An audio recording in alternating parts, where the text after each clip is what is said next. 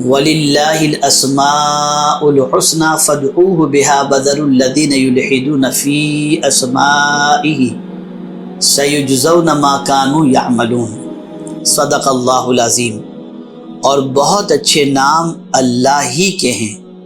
تو اسے ان ناموں سے پکارو اور ان لوگوں کو چھوڑ دو جو اس کے ناموں میں حق سے دور ہوتے ہیں، ان قریب انہیں ان کے اعمال کا بدلہ دیا جائے گا۔ حضرت ابو ہریرہ رضی اللہ تعالیٰ عنہ سے روایت ہے کہ رسول اللہ صلی اللہ علیہ وسلم نے ارشاد فرمایا، بے شک اللہ کے 99 نام ہیں، یعنی 1 کم 100، جس نے انہیں یاد کر لیا جنت میں داخل ہوا۔ صحیح بخاری شریف۔ الصلاۃ والسلام علیک یا رسول اللہ وعلی آلک واصحابک یا نور اللہ صلی اللہ تعالی علیہ وسلم۔ تو اللہ عز و جل کے اسماء کے حوالے سے میں بتا دوں کہ اللہ کے نام کی بے شمار برکتیں ہیں، اور اللہ کے جو 99 نام ہیں ان میں سے ہر ایک نام مختلف پریشانیوں کے حل کے لیے ایک تعداد کے اندر، یعنی جو تعداد مقررہ کتب سے ثابت ہے، اگر اس کے مطابق اس نام کو پڑھا جائے، اس کا ورد کیا جائے، تو اللہ تعالیٰ اس کی جو بھی تمنا ہے اس تمنا کو پوری فرماتا ہے۔ آج میں آپ کے سامنے انشاءاللہ العظیم اللہ کے ناموں میں سے ایک نام ہے الرحمن۔ اس نام کے حوالے سے میں بتاؤں کہ اس کی برکتیں کیا ہیں، اور اس نام کو اگر کوئی شخص 786 بار 7 روز تک باوضو پڑھے، مرض سے صحت پائے، اور سوتے وقت 50 مرتبہ پڑھنے سے ہر ایک مضی سے محفوظ رہے گا، اور جو شخص 40 روز تک 1000 مرتبہ پڑھے تو اللہ تعالیٰ بے شمار نعمتیں اس کو عطا فرمائے گا۔ آپ ذرا سوچیں، اللہ عز و جل کو یا رحمان کہہ کر پکارنا کتنا اللہ کو پسند ہے، کہ اس نام کی برکتوں سے اللہ تعالیٰ بے شمار نعمتوں سے نوازتا ہے۔ مشائخ چشت ہو یا مشائخ قادریہ ہوں، ہر ایک نے علاج کے لیے جس چیز کا سب سے زیادہ انتخاب کیا وہ سورہ فاتحہ ہے، اور سورہ فاتحہ کے ذریعے غریب نواز علیہ رحمہ تو ہر پرابلم کا علاج سورہ فاتحہ سے فرماتے تھے، ہر پریشانی کا، بیماری کا، روزی کا،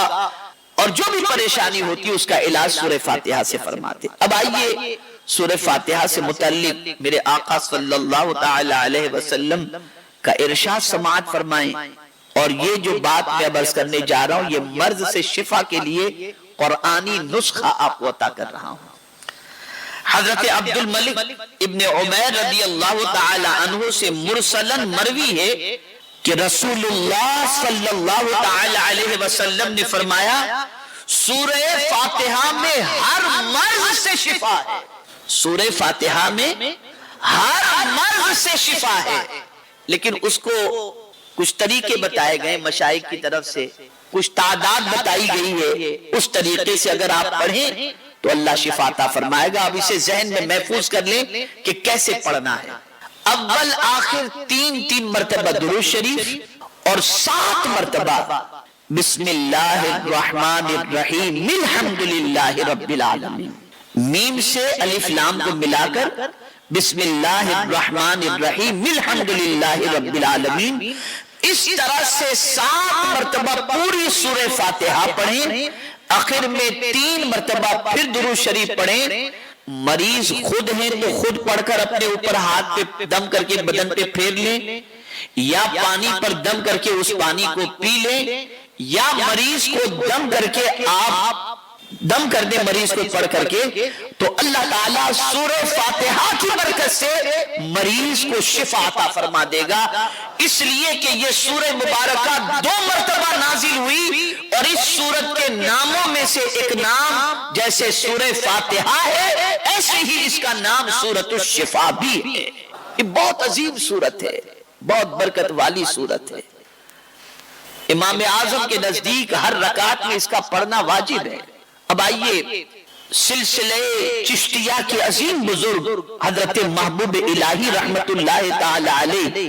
اس کے حوالے سے کیا فرماتے ہیں، اور علاج کا طریقہ کیا عطا فرماتے ہیں، اسے سماعت فرمائیں۔ حضرت خواجہ نظام الدین اولیاء رحمت اللہ تعالی علیہ فرماتے ہیں اگر کوئی مشکل پیش آ جائے تو سورہ فاتحہ اس طرح 40 مرتبہ پڑھو کہ بسم اللہ الرحمن الرحیم کی میم کو الحمد کے لام میں ملاؤ، جیسا کہ میں نے بتایا بسم اللہ الرحمن الرحیم الحمدللہ رب العالمین، اور الرحمن الرحیم کو 3 بار پڑھو، ہر مرتبہ آخر میں 3 بار آمین کہو، انشاءاللہ مقصد حل ہو جائے گا،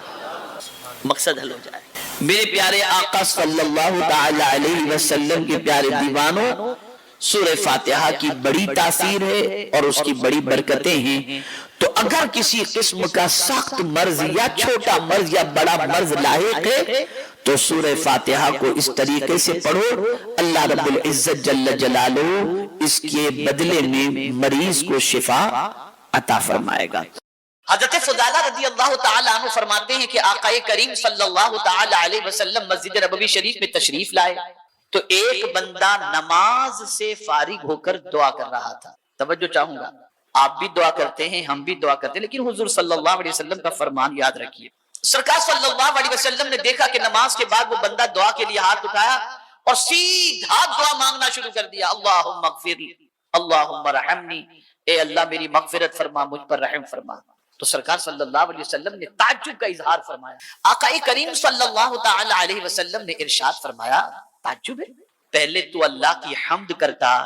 مجھ پر درود پڑھتا، پھر اللہ سے کچھ مانگتا تو اللہ تیری دعا کو قبول کر لیتا۔ یہاں سے یہ بات سمجھ میں آئی کہ دعا کے لیے جب ہاتھ اٹھائیں تو ڈائریکٹ مانگنا شروع نہ کریں، بلکہ آپ دیکھتے ہوں گے کہ ہم لوگ بھی دعا کے اندر یہی تو پڑھتے ہیں، الحمدللہ رب العالمین والصلاة والسلام علی سید الانبیاء والمرسلین وعلی آلہ وصحابہ الطیبین الطاہرین، اور اس کے بعد دعا مانگتے ہیں۔ اب اگر کوئی اس طرح سے دعا مانگے تو آئیے حضرت عبداللہ ابن مسعود رضی اللہ تعالیٰ عنہ کی روایت سنیں۔ حضرت عبداللہ ابن مسعود رضی اللہ تعالیٰ عنہ فرماتے ہیں میں مسجد نبوی شریف میں موجود تھا اور نماز سے فراغت کے بعد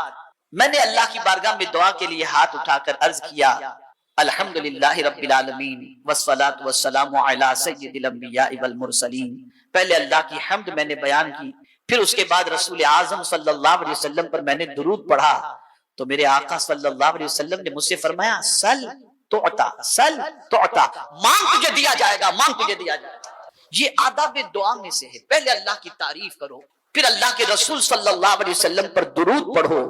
اور پھر اس کے بعد اپنے سوال کو اللہ کی بارگاہ کے اندر پیش کرو تو اللہ تعالی حمد اور سلام کے صدقے میں دعاؤں کو قبول فرما لیتا ہے۔ اب آئیے سمجھتے ہیں، حضرت یعقوب چرخی رحمت اللہ تعالی علیہ بڑے عظیم بزرگ گزرے ہیں، وہ راہ سلوک کے بارے میں فرماتے ہیں، اس راستے پر چلنے والے جس راستے پر چل کر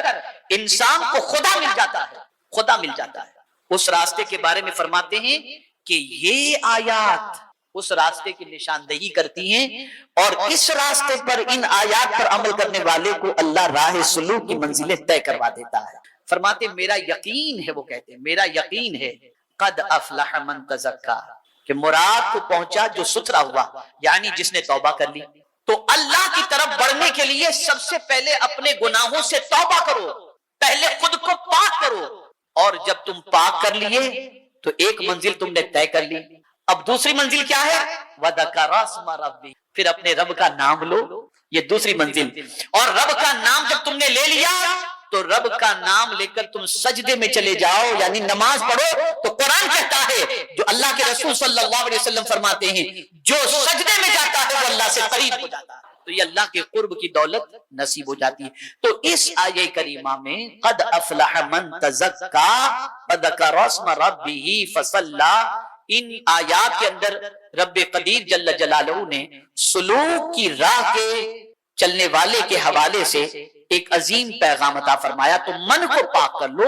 شرک سے پاک کر لو۔ اللہ کا کرم ہے کہ یہاں کوئی شرک کرنے والا تو نہیں نظر آ رہا اس اجتماع کے اندر، اللہ سب کو اس جرم عظیم سے محفوظ رکھے۔ گناہوں سے توبہ کر لو، برائیوں سے توبہ کر کے اپنے دل کی صفائی کر۔ اب یہاں ایک اور بات عرض کروں کہ من اندر سے ناپاک ہے اور ہم نماز پڑھ رہے ہیں، ہم روزہ رکھ رہے ہیں، ہم تلاوت کر رہے ہیں، ہماری زندگی میں جو تبدیلی نہیں آتی کہ نماز پڑھ کر کے بھی باہر نکل کر گناہ کر بیٹھتے ہیں، کیوں؟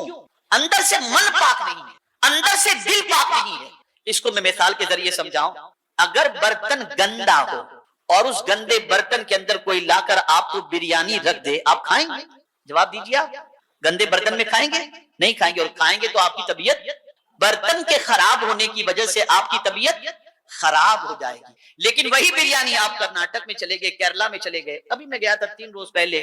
اور ناشتے کی حاجت بھی، خیال آیا کہ ناشتہ کریں، تو گھاس کے بڑے پتے جو آتے ہیں نا، بڑے بڑے پتے، اس کے اندر آدمی جو ہے پلیٹ کی جگہ پر مسالہ ڈوسا اور یہ سب لا کر کے رکھا جاتا ہے، تو لا کے رکھے، لیکن پتا جو ہے وہ صاف تھا، تو کھانے میں کوئی دقت نہیں۔ تو اگر برتن صاف ہے تو کھانا چاہے ہلکا ہی کیوں نہ ہو آدمی شوق سے کھا لے گا،